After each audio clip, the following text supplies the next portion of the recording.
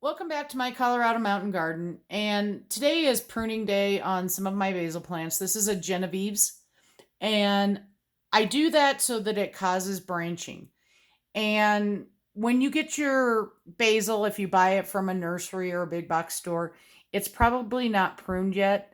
The thing you don't want to do is prune and transplant on the same day. So either transplant, let it acclimate a little bit, or prune then transplant. I'm going to hold these under my lights for a lot longer, so I'm going to go ahead and do the pruning. Now, when you prune, you can either dry the leaves, or you can put them in water and start new plants, or you can put them in water. Maybe you want to use it in a day or two. If you put the stems in water, then it'll keep those leaves fresh until you're ready to use it. Today, I'm just going to put them on, I just have a paper plate here. I'm just going to put them on there to dry. I won't be needing to use them for quite some time, so I'm just going to let them dry. And I have not bought dried basil, oregano, thyme, or parsley in years. I just dry my leaves from my plants, and every year, once I have enough saved up from the new year, then I just compost my old stuff from the year before. So, where you want to prune, and I'm hoping you can see this, is you want to prune at a joint, just like you would a pepper plant. So, if you see that where I'm pointing with the scissors, I'm going to take it off right there.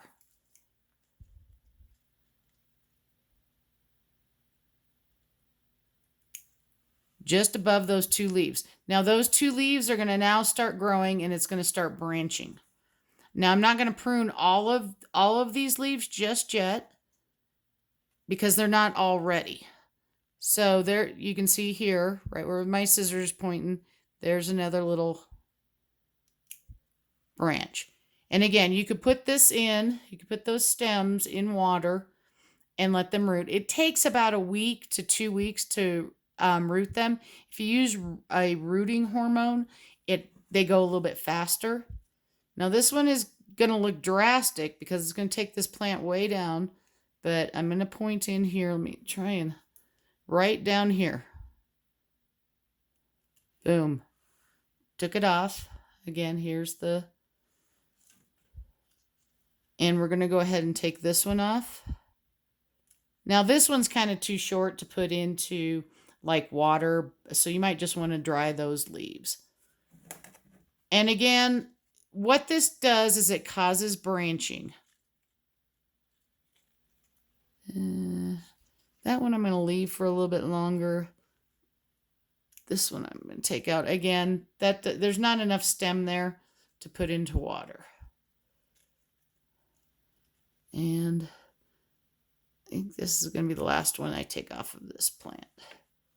I'm going to let the other ones grow a little bit more. But you can see, it looks a little bit drastic, but everywhere, these are going to produce more stems.